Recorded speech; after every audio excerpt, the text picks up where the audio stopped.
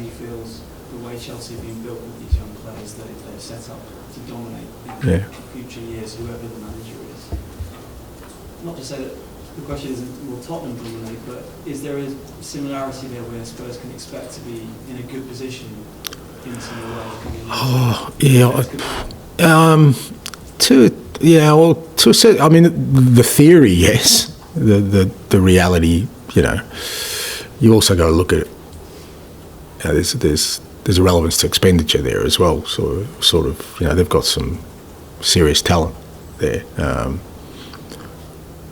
But whether they all kind of fulfil their potential is the unknown with all young players. So I think it's why, you know, most clubs don't go all young, because they kind of feel like you need some experience or some guiding through that process of players developing. But so it kind of, I think in theory it's probably the way to go, I believe, when you're building a side, but it's not always, unless you have a sheer volume of numbers, which, to be fair, Chelsea do.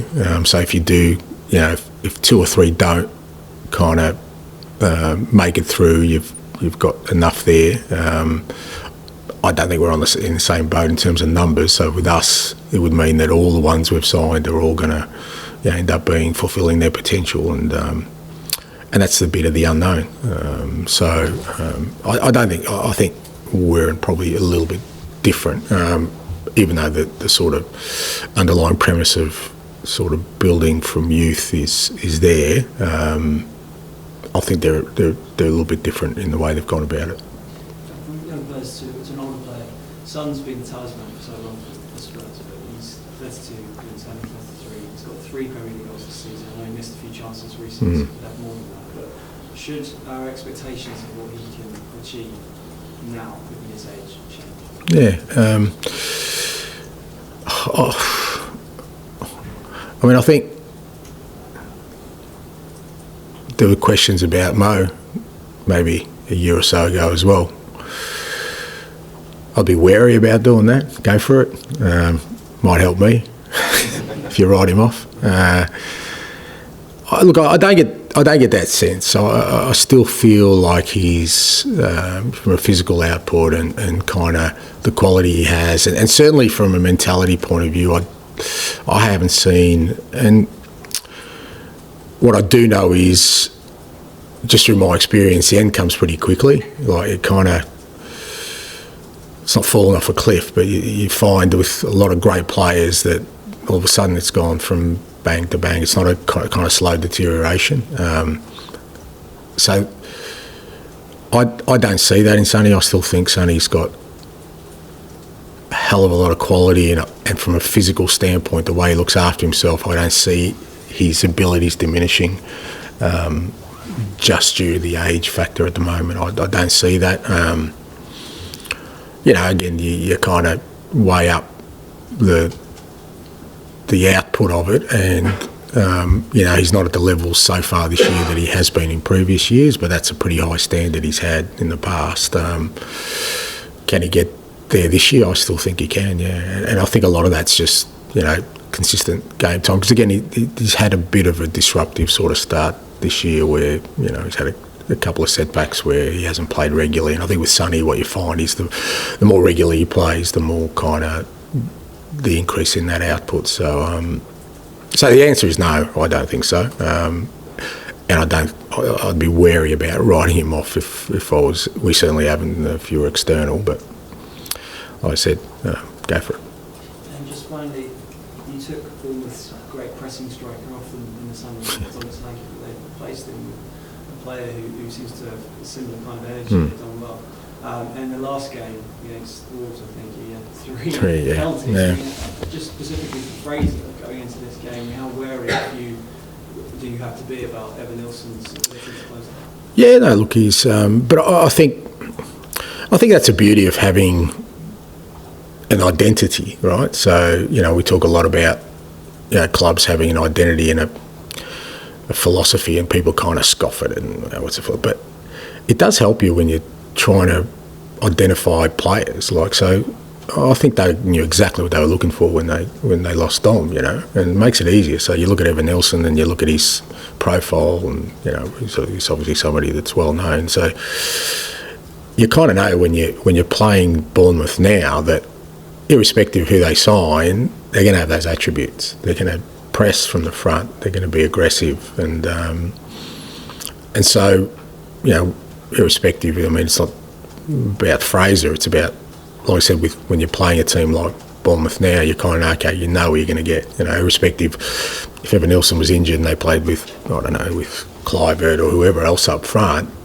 that would be the instructions. So you've got to be wary of it. So it comes down to providing information for the team as to you know, what to expect, and you know, we definitely expect they're going to be aggressive. You know, Evan Nelson sort of leads that at the front, and that's the team they are.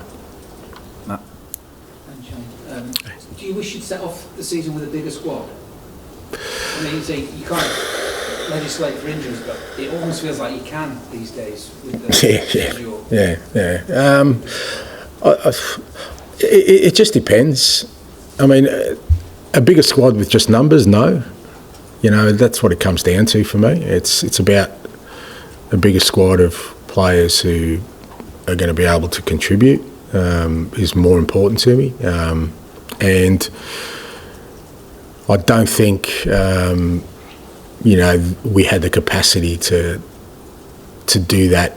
Like I said, we're you know what, we're 3 transfer windows into rebuilding a team, you know, rebuilding a squad, rebuilding a playing style. So I think we'll get to that point, and that's what we need to keep sort of reinforcing, where we have a squad and a group of players who can compete, you know, in the elite European competitions and domestically.